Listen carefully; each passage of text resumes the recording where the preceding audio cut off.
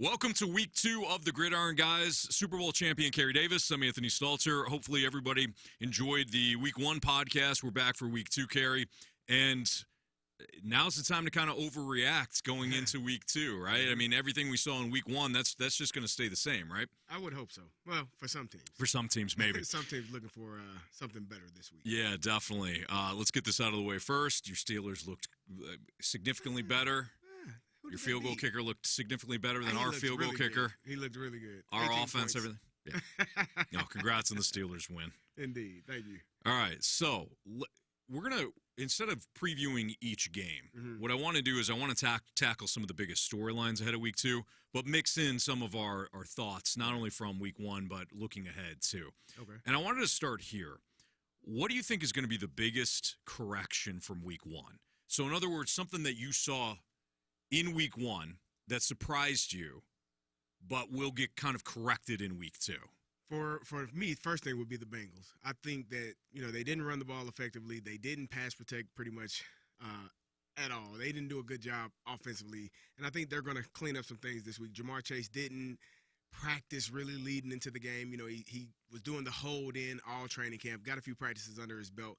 I think having a full week of practice, kind of a full week of preparing. I don't know what T. Higgins' status is. I know he was out last week. But I think Joe Burrow and the Bengals will be better offensively. They had a couple of opportunities to score touchdowns. I think the Patriots are a team that everyone expected to be really bad, and to go into Cincinnati last week and win that game was pretty much a shocker. I think if you had a Survivor League and you picked the Bengals, that's about it. 60-70% of the people in the country that chose them are out of their Survivor Leagues because they weren't expected to win at all. But I think the Bengals will correct some things. They did score. They scored a touchdown that got called back because Gesicki dropped the ball. Had another touchdown where the tight end was running in, fumbled on the goal line. So there were some opportunities there, but just their inability to run the ball, their inability to protect the quarterback in the fashion that they needed to, and, having playmakers, Jamar Chase, one of them, T. Higgins being out, I think they'll be better this week. That's the one team that I think has to correct some things offensively to be better. Before I give you mine, do you feel as though the Bengals can go into Arrowhead and beat the Chiefs, or you just think the Bengals are going to look significantly better? I think they'll look better, and I think hopefully they rise to the occasion. I'm sure that they have a mindset where they let one slip away last week, and you don't want to start the season 0-2. You cannot, if you have aspirations of being a AFC champion and NFC champion, whatever conference you're in, and making it to the Super Bowl. Starting your season out 0-2, winning your division, those goals and aspirations, starting your season out 0-2 is going to be detrimental to that. So I think they're going to come in with a better mindset. Again, last week, this team, when I watched the New England Patriots get off the ball to the quarterback, it's like they knew the snap count. There was no need for them to be hesitant in any form or fashion. They got to the quarterback. They put pressure on Joe Burrow. He just didn't look comfortable. So I think that the Bengals will correct some of those things this weekend. If not, they're going to be in a world of hurt against the Chiefs. So Kansas City's coming off. They played the opener against Baltimore, so they're going to come off some extra days of rest. As I look through my Bengals notes, the one thing that I pointed out, number one, the Bengals offensive line is a problem, which means that assuming Joe Burrow, is banged up and he's not completely healthy, it's going to be problematic for Joe Burrow. I think the Bengals overall will be fine, but man, that looked rough. I don't know about the running game either. I think the defensive line got pushed around for the Bengals, especially in the running game. I mean, Ramondre Stevenson, the Patriots really they were the more physical team. They took over the trenches. Jacoby Brissett played with a lot more grit than Joe Burrow. That doesn't mean that he's a better quarterback or he played necessarily great. It's just I thought he had a better performance than Joe Burrow did. Pass rush was good for the Bengals, but not great. Jamar Chase, he's still the go-to guy, but no T. Higgins, and T. Higgins apparently is doubtful for week 2. I think the Bengals are in a lot of trouble heading into Arrowhead this week. But I'm still not ready to say, the Bengals aren't going to fix a lot of their issues. Right. All right, so the teams, let's get this out of the way. Some layups here. One, I think the Jets are going to play better in Nashville. Yep. But that's because of it's such a step down in competition. And they were playing one of the best teams in the league. Exactly. Week 1. You go from the 49ers to the Titans. The Jets are going to look better. The Ravens didn't play their best game. They're going to look very good against Las Vegas. So those are kind of your layups. So I'll give you a team that actually played incredibly well in week 1, but I have them coming back down to earth this week. Okay. Take this with a grain of salt because everybody knows I'm a Falcon fan. I think Derek Carr and the Saints are going to look like a different team this weekend in Dallas. Yeah. They get the interception on Bryce Young's first pass attempt last week, and everything just went haywire for Carolina. Right. They look dreadful overall. Derek Carr looked great. Like, full stop on that. I think the new offense that he's operating in, that thing was humming right away. Right. You know, he hit the deep shot to Shaheed early on. Chris Olave wasn't involved, but we know that was just an aberration. He's going to look good at some point. And Alvin Kamara looks great. But that Dallas defense got after Deshaun Watson last week. They caused a lot of havoc. Mike Zimmer is an outstanding defensive coach. I don't think they take a really big step back going from Dan Quinn to Zimmer.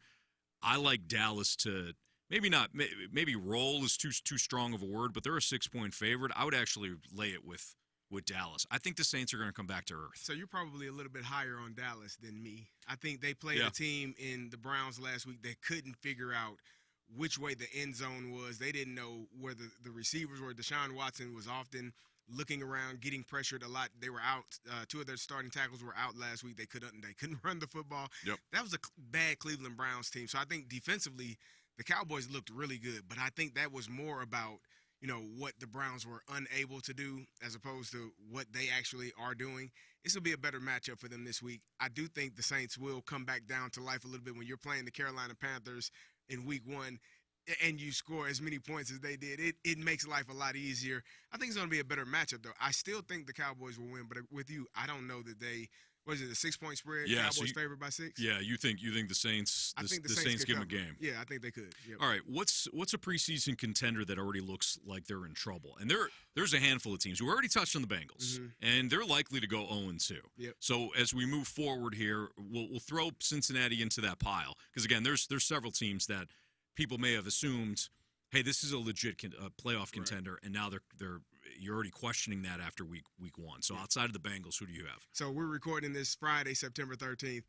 We obviously got to see the Thursday night football game last night, the Miami Dolphins versus the Buffalo Bills. Oof. And if you don't think that the Miami Dolphins are in trouble at this point, then you might not be watching football. Tua goes out with another concussion last night. I mean, it's as a former player, for me watching that, I know how hard you work in the offseason. I know how much it means for every man on that field to want to be healthy and play your best and to continuously have, concussions. And he's had multiple concussions at this point.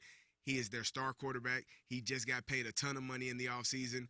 I believe he led the league in passing yards last year. Yep. And the expectations for this year were through the roof. And now you're looking at this team in the Miami Dolphins.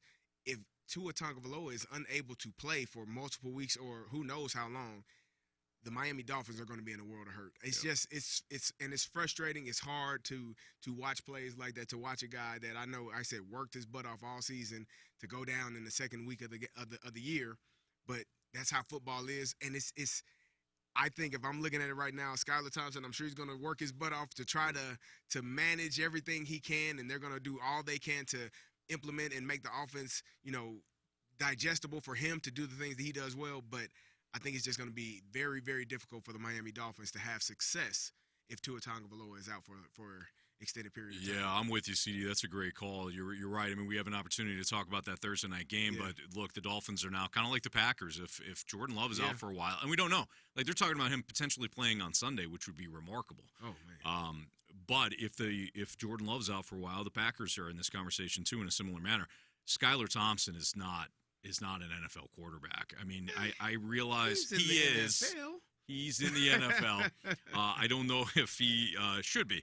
There was a couple of, and look, he's coming off the bench. He's coming off cold. He's not expected to play and all that. But, boy, I'm shocked they didn't upgrade in the offseason.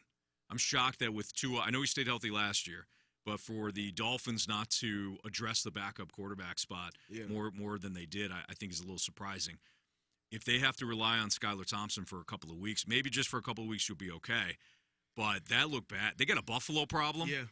So the Dolphins got a Bills problem because Tua can't beat the Bills and McDaniel can't beat McDermott. Yep. But more so than that, it's the health concerns of Tua. And I felt I mean, he's making he's trying to get the Dolphins back in the game. He throws the pick six. He's trying to throw the ball out of bounds. Doesn't have a ton of arm strength. Doesn't get enough on it. It's a pick six. But then the Dolphins, they're driving the field a little bit. Offensively, at any point they can strike. Right. He picks up a key first down, but unfortunately smacks right into Hamlin. And I feel bad for him. Yeah. I mean, you could tell right away with the arms, the arms jetting up that was going to be bad. For me, and the scary part for me is it wasn't a hard hit. Like, as a football player, we know the hits where you see someone get smoked. He almost went into Hamlin's arm. Yeah, he hit him in the arm, and his neck and head, went to the side, and he was concussed. And that's just something that happens when you already are having concussions, when you've had multiple concussions in the past.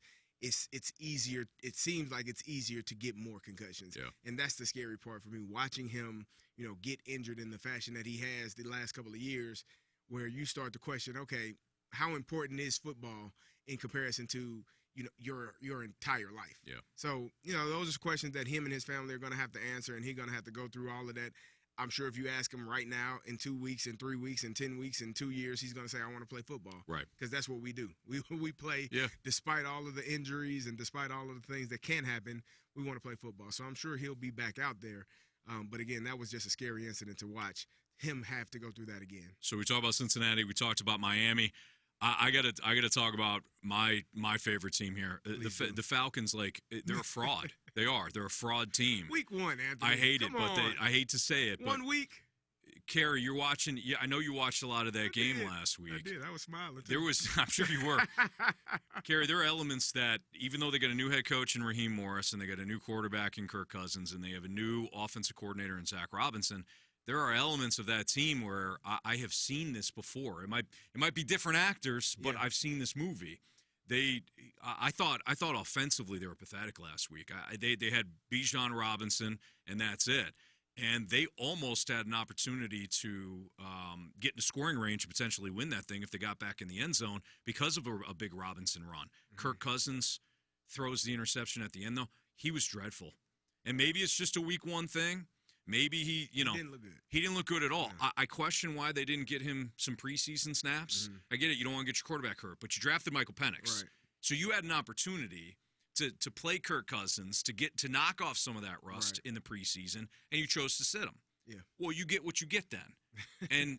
And some of the scheme, I mean, you got T.J. Watt one-on-one with Caleb McGarry. You're a Steelers fan. You take that every day. All day. You got T.J. Watt up against Caleb McGarry and a chip from Kyle Pitts. I said it on the show. You might as well have had me instead of Pitts. The results was going to be the same. I didn't think the scheme looked good. I didn't think Kirk looked good. I think the Falcons are in a massive amount of trouble. The Saints are better. The Bucs are better. And, I mean, the Panthers kind of speak for themselves. But that Falcons team is in trouble right now. Yeah, it was bad. You're going to go to Philly, and then you're going to host Kansas City? You're done. You're probably 0-3 to start the year off. For me, watching the Bengals and the Falcons, it's mind-boggling that you are the home team and you are unable to get the ball off and have, you're not changing they had to go snap count. They had to go to a silent count at home. Well, that's embarrassing. In fairness, Pittsburgh fans travel very well. They do. Yeah. We have terrible towels in every stadium You're we loud. go to. Yeah, I understand. It was when T.J. Watt got that final sack, it was so loud in there. I thought it sounded like a home game. Might as well have been. But the fact that you are unable to, that is an elite pass rusher. If you're not going to change the snap count. There was one time where T.J. Watt got called offside. He wasn't. And he wasn't offside. He wasn't, man. They were just like, well, he has to be offside. The tackle is still in his stance. No, the ball is snapped. Yep. And he was back there to recover the fumble. There are plays like that as a football fan, as a former player, as a coach, it frustrates the hell out of me because how are you not – you're at home. That's an advantage. You can change the snap count. Yep. You can go on silent. You can do so many things to vary, your timing when you get to the line of scrimmage. It's not like you can't hear when you're on the road. So the inability to do that is what put the Falcons behind the 8 ball. You're not able to stop T.J. Watt. And again, if you're chipping in pass pro, it has to be a want to. If Kyle Pitts don't want to do it, you shouldn't put him there. Right. If the running back doesn't want to do it, you shouldn't put him there. The offensive tackle's job is to block him. Yeah. Now everybody else's job is to assist on the way through. But it was tough for the Falcons to get anything going. And they did. And the frustrating part for me is they got so much damn talent. They got so many guys that first-round picks that you're like, oh, give him the ball. Kyle Pitts, yeah. Drake London, hell yeah. Bijan Robinson, oh yeah. Tyler Algier, oh, give me. Like, you got so many guys that can get the ball and make things happen, but you're unable to do anything in that game against the Steelers. I will give a lot of credit to Pittsburgh and what they were able to do. No doubt. But as an Atlanta Falcon, because I did play for them as well, as a former Falcon, I'm like, you got to figure that out also. Yeah, they got an inexperienced offensive coordinator and $180 million for a quarterback that won't change up the snap count or tell his center, as soon as he put his head down and came up, he was snapping it every time. To not vary that up, for a coach not to see that, I thought was utterly embarrassing, quite frankly. They have never won in Philly. I mean, I'll say never. I don't remember them winning in Philly. You were there in the NFC Championship game. It was cold, Anthony. It was cold, man. That was one of the best Falcons team I've seen, the one you played on. The one that lost in the NFC Championship game. That was in Philly. They lost in 2010 in Philly. They lost in 2016 in Philly. They lost in 2018 in Philly. They lost twice in 2018 in Philadelphia. They're not going to win on Monday night. All right, moving forward here, unless you have another team that you think is – preseason-wise, you're like, yeah, they're a playoff contender. I mean, Green Bay we can kind of talk about, but that's due to an injury, though. Yeah, I don't know if Jordan Love is going to be out for it. It seems like maybe the swelling wasn't as bad as they expected or something. It's an MCL, correct? Yeah. Yeah, so MCLs, Anthony, I'm not a doctor, but I can play one on TV or on radio. I've had pretty much every injury known to man other than torn ACL. Like, I never tore my ACL, thank God, but everything else, I know exactly how long, the time frame. MCL, I sprained my MCL. I think it was a grade 2 or 3. I was in my apartment. I missed one game, but I was in my apartment running, jogging the day of the game while the team was in Wisconsin. So I probably, looking back at it, might have been able to play. Yeah. Adrenaline gets going. Things start to feel better. As long as the swelling goes down and you're not going to re-injure it. And the quarterback, you're not really having to do all the cutting. He's not a necessarily mobile quarterback where they're going to have game planned runs for him. He's going to sit in the pocket, and you have to teach him, hey, you got to get down. Like, I know the football player in you wants to go, but get down. It's okay. Yeah. And so you take care of yourself. I don't know if he'll play this week. It'd probably be best to get him out for a week or two. But he's going to be, if he's able to get back, which when they didn't put him on IR, I kind of thought, okay, they know something. They know he's going to be back healthier. Yeah. Healthy sooner than probably expected. All right, so the other thing, and then maybe we'll go rapid fire with some of these big games this weekend. But what's your biggest overreaction that's not really an overreaction? For example, like if I were to say, I had the Falcons winning the NFC South. They're not going to win the NFC South. The Buccaneers are going to win the NFC South again. Like, to me, yeah, that's an overreaction because it's only been 1 week, but I know what I'm watching. Right. So if I were to use that as an example for you, what's the overreaction? Like, what? It's not an overreaction. This is going to be a theme throughout the course of the next month or so. Bo Nix and the Denver Broncos. I don't know. Like, he came out, they were so high on him and saying, oh, he's going to be outstanding. And I told people, I said, hey, man, preseason football ain't regular season football. It's vanilla. They give you the basics, and you don't have much to do in preseason. I can tell you where the guys are going to line up. They're going to stay there. The coverage is going to be what you see right now. Yeah. In the regular season, things are flying around. Safeties are so good at disguising coverages. I don't know if and watching them lose to Seattle, who I don't think is going to be really good either. Did I watch a different game? You like Seattle? No, I went back and watched them because a lot of people, I'll listen to various podcasts and things, and I'm sorry, I want you to finish your thought on Bo Nix, but Carey, I was listening to different podcasts and things like that, and they were like, man, Seattle look good. I watched them. I'm like, what are we seeing? What am I missing here? Yeah. So, I'm glad that you kind of saw this. Yeah, no, I didn't think that it was a stellar performance by the Seattle Seahawks. And if you're the Denver Broncos and you go in there and lose in that fashion, and you have Bo Nix throwing 2 interceptions, like, it's hard to play quarterback. It's hard to play any position in the NFL. It's hard as hell to be a rookie quarterback in the NFL. And again, when people were so excited, oh, he has so much experience in college. He played for 18 years. I don't know if that's a great thing.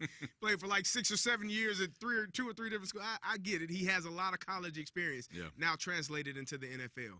In the preseason, you can. Again, because things are so much easier and people are not flying around. You don't have veterans that have been doing this craft for 6, 7, 8 years. You might be going up against second and third year guys that have limited opportunities to play in the NFL. This is what you're seeing. So life is a lot easier.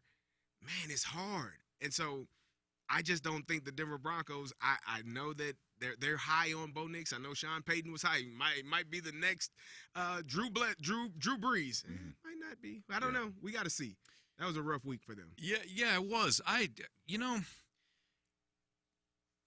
like to watch a game first and then look at the stats. Mm-hmm. Like I try to do that more times than not. So then that way I'm not impacted by the stats, right? That was one of those performances where I'm like, yeah, man, there were some rough moments. The interception that he threw, look, it wasn't great, but I looked at the numbers. I'm like, the numbers were dreadful. Right. Like he had yards per pass attempt of like 3.3. I think I saw. It wasn't good at all. I thought he actually looked better than the numbers. Really? Yeah. I thought he was calm in the pocket. He was throwing short a ton, right? Like I think Peyton kind of minimized it. But how many times? Here's the real problem for me. You can't ask your rookie quarterback to put the ball in the air 46 times or whatever it was. No, thank you. Like they got two backs. I don't think either's great, but you can't. That game wasn't. It wasn't like the Panthers Saints game. Yeah. I thought Peyton got away from the run like way too early and put a lot on Nix. I thought there were times where Knicks were like, okay, I can see he got in a little bit of a rhythm. Right. But then I looked at the numbers. I'm like, wow. Yeah.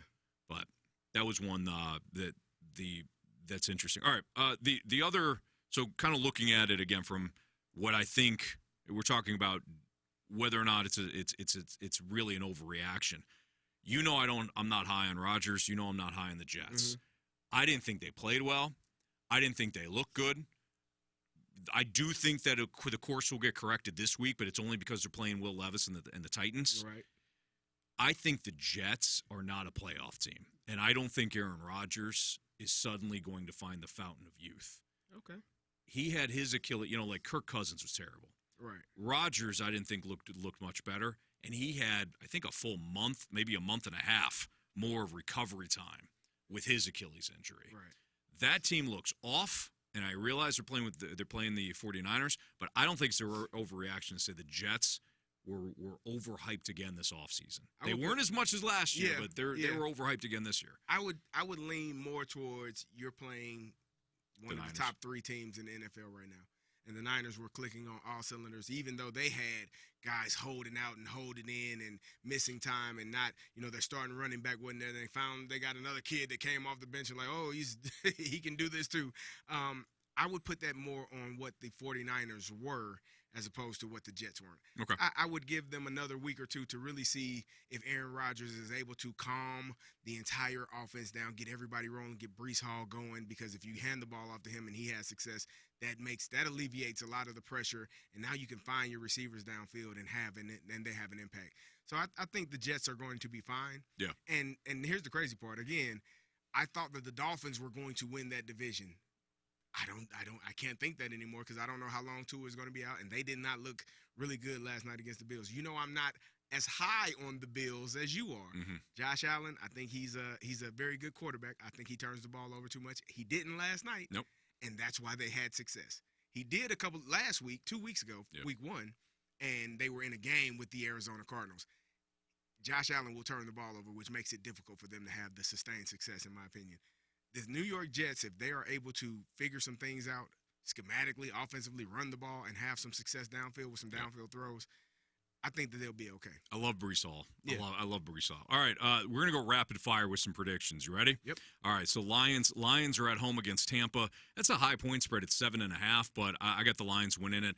The Lions look to me like the Lions in overtime. Like when David Montgomery was trucking everybody. I mean, he was an absolute beast. He put his team on his back, and the Rams looked tired in overtime. But the Lions can beat you in a multitude of ways. Jared Goff should have been picked off in the fourth quarter with about 4 minutes remaining. Mm-hmm. He's still, to me, in crunch time, I get a little nervous. But his offensive line is the best in football. Defense looks like they fixed some of their issues. I got the Lions beating the Bucs. Yeah, I got the Lions as well. And I told you, I'll tell you all this all the time. When you run the ball If you run the ball at people, that overtime period, you can see the defense eventually break.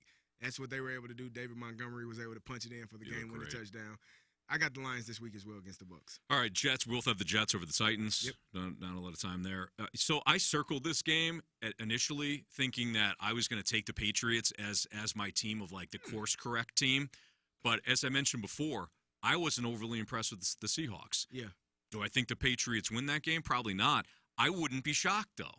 You know I really wouldn't. So I was listening to some things with the Patriots after they beat the Bengals, and they have a thing where they say take them to the hill. So I guess they have a hill that they run, that they do sprints on, conditioning the Patriots on. The Patriots do after practice, and that's like their mantra now. We've outworked you because we go to the hill every practice, or we go to the hill during training camp to finish our workouts, and so finishing the fourth quarter is our thing. That did something to me. Like I gotta tell you the truth. I heard that, I was like, oh yeah, take them to the hill. Yeah, they ain't been to the hill. They don't know what the hill is like. They ain't never been on the hill. Let's go to the hill. And so when I heard that, I was like, oh, this might be a team. Not that they're going to win the division. Not that they're going to. They're not overly talented, but they're going to be a pain. But they are going. But if you have that mentality.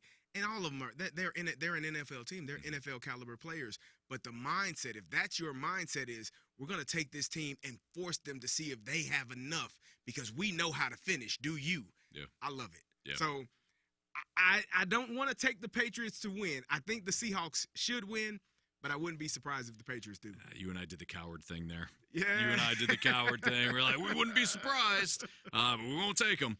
The Hill, I go to the Hill a lot for Vaz's is there in St. Louis. It's a different hill. Love it. It's a different hill. Yeah, Okay, that's food. Fine Italian this food. Is conditioning. I'll tell you one that doesn't make sense to me. I know the Jaguars aren't a great team, but I got no faith in the Cleveland Browns, especially with Deshaun Watson doing what he's doing. That team's got mess written all over it. The Jaguars -3, I think, are solid. Jacksonville played very well last week, and their defense coordinator Ryan Nielsen, they got him from Atlanta. Somebody that he'll allow some yards. They don't allow touchdowns. Yeah. They got a couple of big plays because Tyreek Hill is Tyreek Hill. But otherwise, I thought Jacksonville defensively looked pretty good. I got the Jags in this one against the Browns. So I think the Browns, it's so close for the point spread because both of their tackles should be back this week. Willis and Conklin should be back playing, and if you have both of those guys, you saw what that looked like last week when they were unable to block Micah Parsons or Lawrence. Like it's nasty. Tough. Yeah, it's a long game. So both of those guys are back. If you can run the football with Jerome Ford, I think that would alleviate some of their problems. That doesn't help Deshaun Watson and his depth perception because he threw 3 or 4 balls 10 yards out of bounds. I'm still trying to figure out what the hell he was looking at. Soft fan. Wearing a Cleveland jersey. He's open. He threw one to CeeDee Lamb where CeeDee Lamb was on the sideline waiting for the offense to get another opportunity. One of his best throws, yeah. Maybe that was one of his best throws. Unfortunately, CeeDee plays for the Cowboys. So incompletion. So I don't know if that's going to help him, but they should be better up front.